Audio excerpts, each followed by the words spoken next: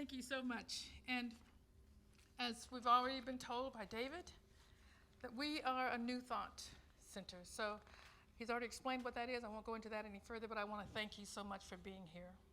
Thank you for those of you who are in the room this morning. How about that? Thank you. It just takes a village, doesn't it?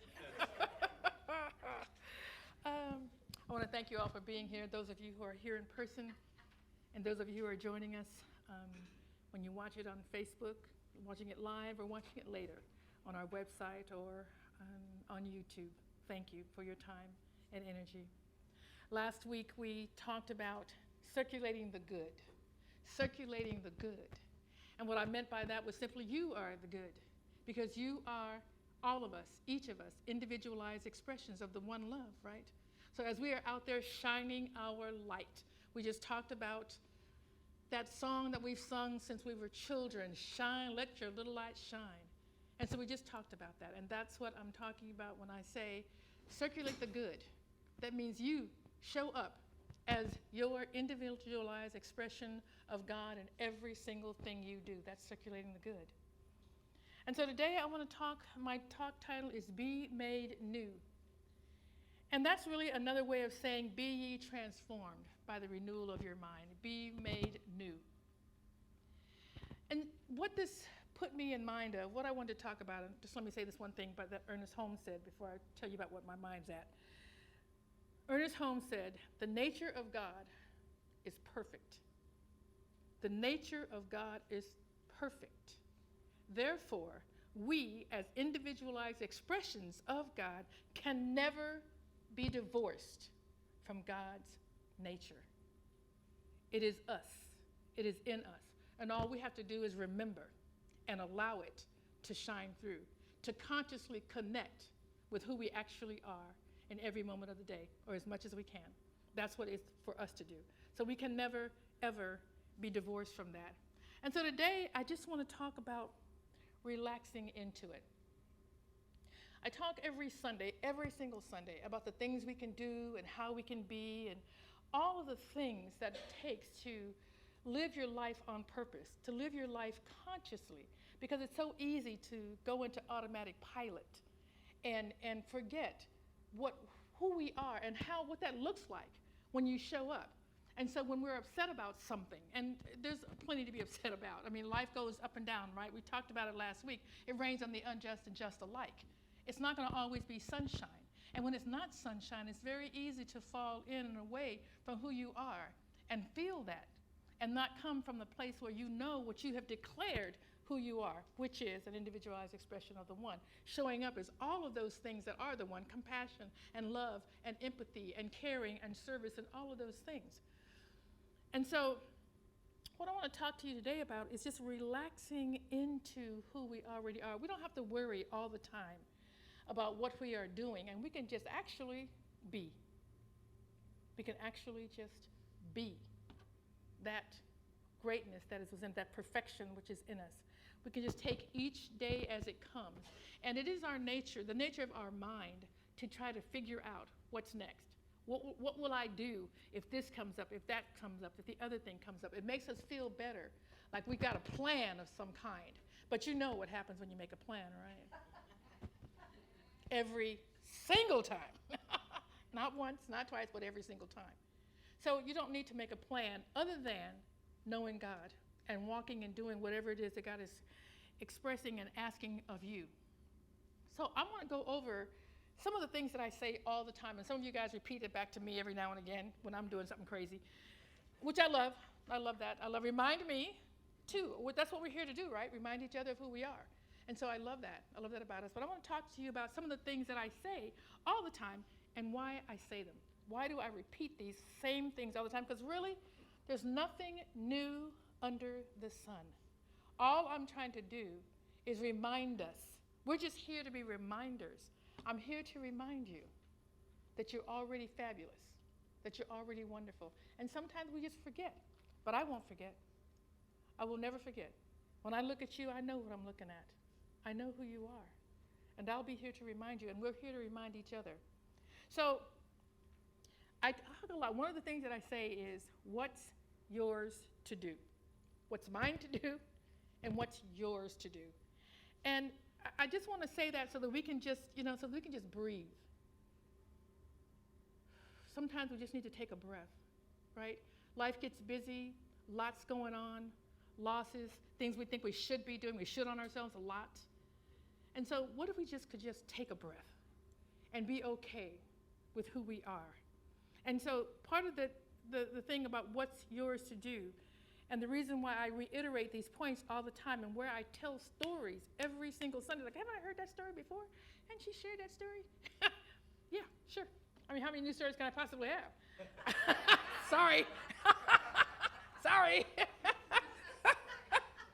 But each story can share a different point because, it's the story is one thing, but there's all kinds of things that you can learn from any story that you tell.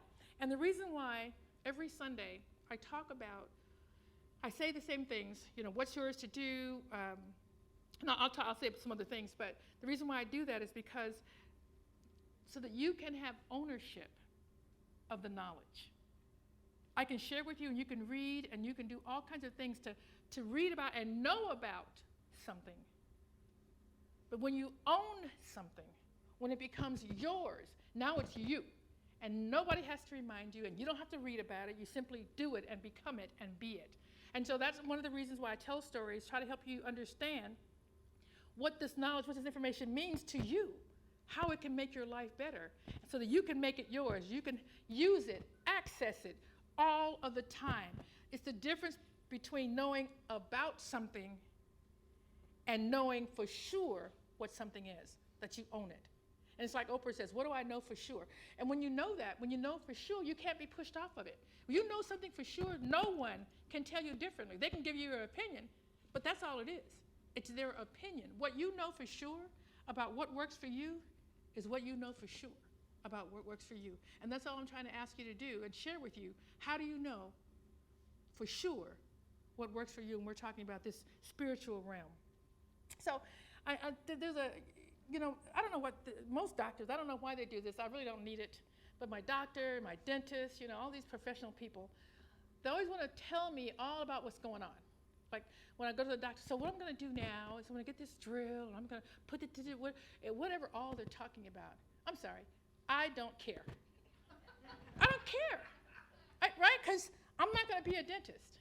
So you explain it, or a doctor.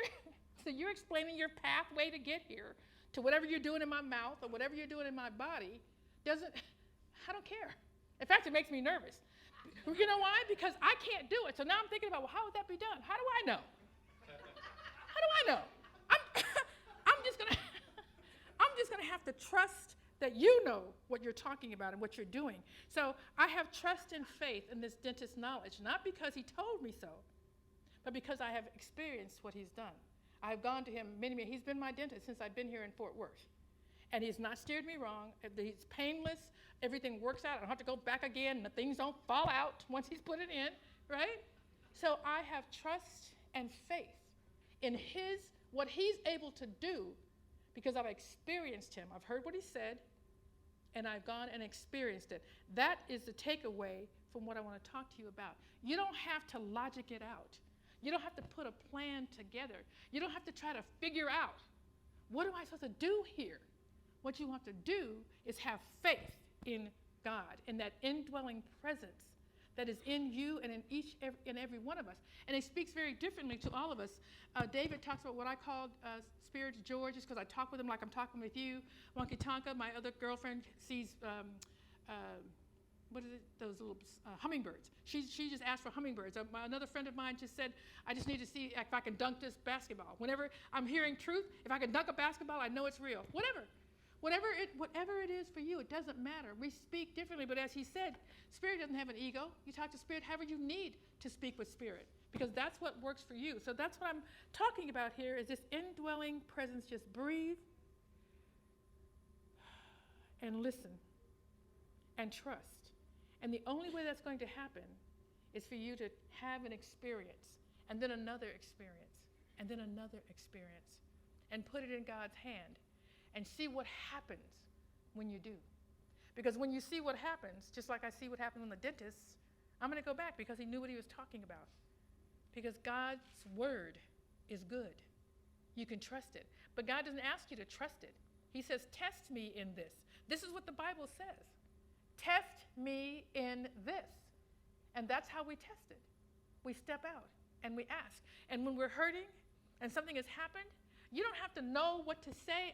There's a lot of times when people will say, there's someone who suffered a loss, some friend of yours is going in the hospital or any number of things, and we don't go or call because we don't know what to say. Like we're thinking about them and we're feeling for them and all of that, but we don't know what to say. Let me tell you something. You don't need to say anything. Do you understand that? You don't need to say anything. Just showing up. Just showing up and sitting with them says to them, I see you. I'm with you. I feel your pain. You belong and you're okay. Just showing up and being with them without saying a word is good. So just do that. And if Spirit tells you to say something, trust what Spirit has put on your heart to say and say that. It'll be right. Trust what Spirit is telling you to do. If Spirit says show up, just show up. Just show up. You don't need to know why. Oh, well, why? What am I don't know that. You start to arguing. That's not how it works. Step out in faith, right? Step out in faith. That's what it looks like. That's what it looks like. So it begins with you knowing what it sounds like when Spirit's talking to you, speaking to you, showing you something. It could be just a feeling that you have, something that you feel in your heart, something you feel in your stomach, a word that you hear, something that you see, some kind of confirmation, always.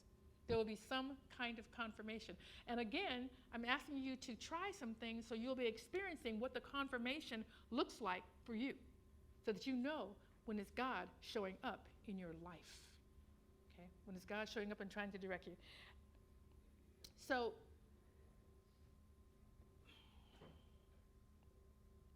when we say about be ye transformed by the renewing of your mind, just change, it means you're changing your mind.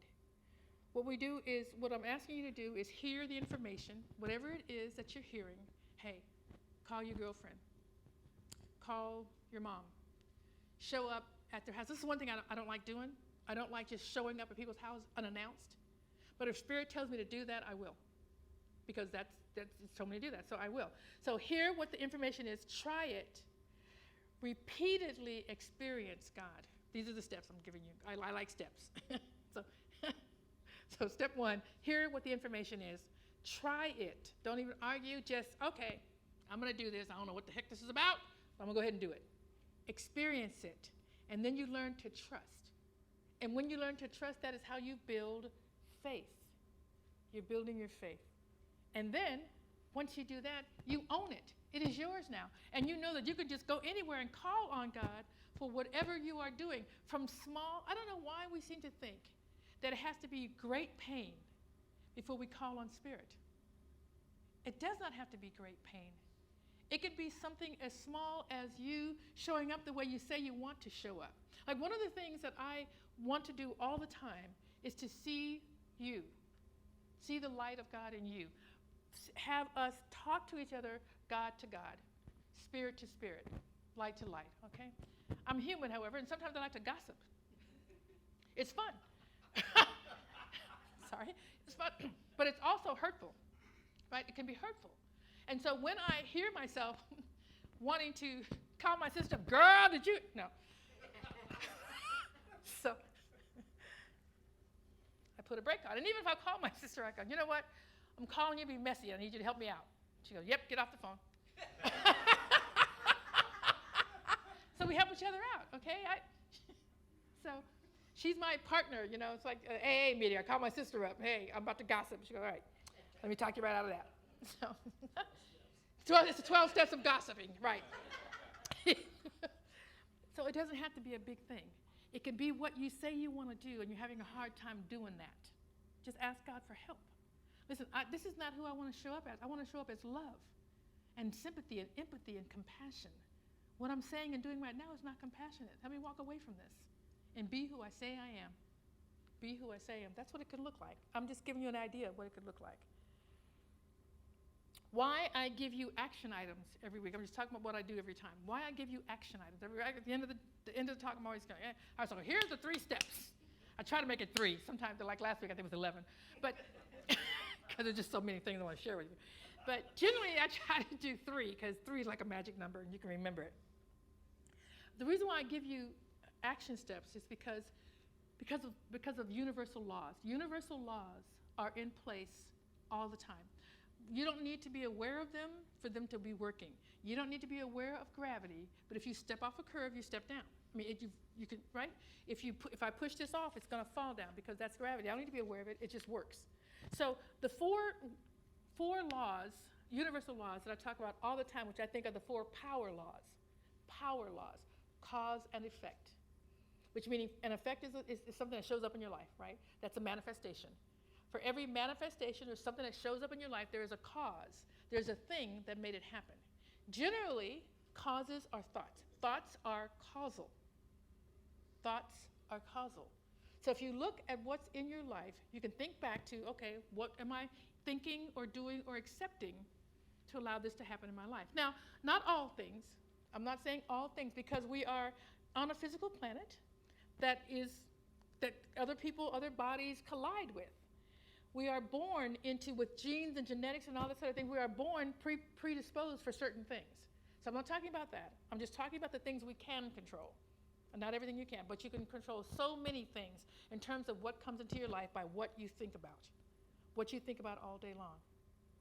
So if I'm thinking about, I want to be love and light, and I want to see the real you when I look at you, that's what I'm calling in. What are you calling in? That is a beautiful thing. And so that's something you can do every single day. Just catch your thoughts.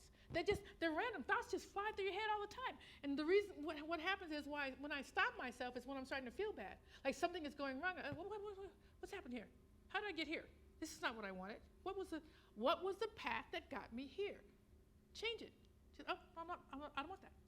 Let that go. Let it go. And think of something. Think a new thought. Renew your mind. Think a new thought.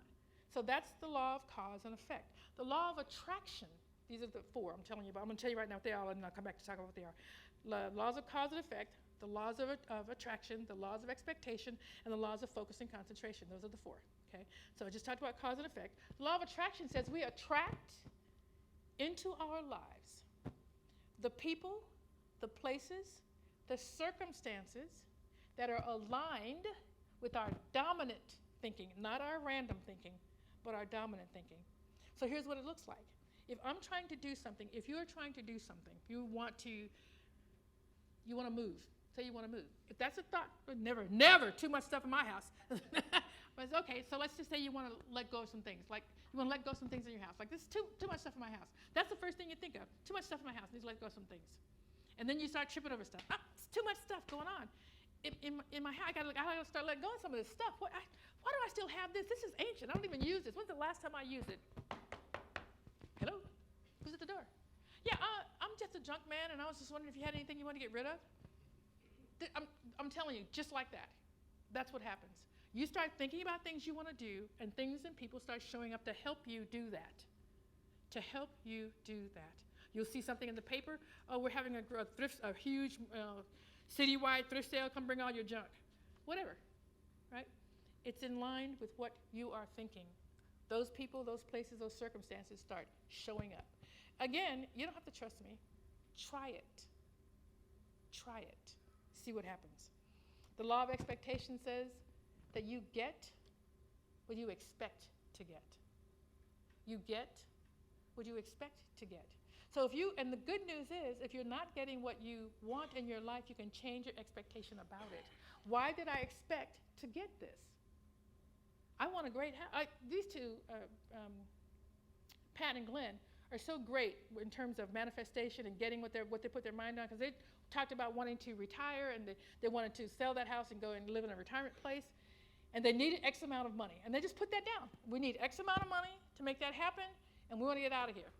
Not only did they get that money, they got, 2-3 times what you asked for, what you'd asked for, 2-3 more than what they asked for. That's why they're no longer living where they're living, because that's what they put in motion. We want to leave. This is what we need. Come on, God, Make it happen. And it does. You can talk to it just like that. Just like that. Law of expectation. The law of focus and concentration says what you focus on grows. What you focus on grows. So if you are focusing on, there's not, I don't have enough money for that. Yeah, and Spirit says you're right, you don't. You're exactly right, there's not enough money. The universe is, there's never enough, and even if I get it, something's going to happen. Yeah, you're right, that's exactly what's going to happen. But if you say the opposite, you know what, the universe is abundant and I'll get everything I need. The universe says, yeah, you're right. Whatever you say, the universe says, yes, you're right. Do you understand that? It's about you. Whatever you say, the universe says yes, and you will get that. That's the law of focus and concentration. So that's why I give you things to do so that you can try what I'm talking about. Spirit says you don't have to believe me, just try it. I'm telling you the same thing, but I'm telling you the same things every Sunday morning. It's in the guise of a different story, and I'll tell it a different way, but it's the same thing. It's always the same thing. You have the power. I think that's fantastic, that we have the power. It's also not so good because there's nobody to blame, right? There's nobody to blame. When our life is sucky, it's us. We can't blame anybody else. It's us. We can change it anytime we want to. What is mine to do? The reason why I ask that is because when you say that, when you say, what is mine to do, you get to understand and begin to know and expect that everybody around you is exactly like you. They are individualized expressions of the one. So you don't have to save them. You don't have to save them. They are capable of saving themselves. Okay, there's some doubt over there, but they are capable. They may not do it the way we want, but they can get it done. They can get it done. So that's what asking what's mine to do is all about. It keeps us from thinking that we have to be fixers in everybody else's life. We don't. You know what? You got enough going on in your own life. Fix yours. Don't worry about anybody else's. Fix yours. All right? And I'm sure that anybody whose life you try to fix, they'll tell you the same thing. Hey, what's going on with your life? Fix yours first, then you come tell me about mine. That's what's going to happen. So you might as well know it already anyway and do that. That's the reason why I tell you that. What's mine to do? It honors the God in them. Matthew 9:22 says, Jesus turned and seeing her, he said, take heart, daughter, your faith has made you well. And instantly, the woman was made well. So it wasn't her touching Jesus' garment. It wasn't that. It was her. It was what she believed. It's you. It's what you believe. That's the power. The power is in you. It always has been.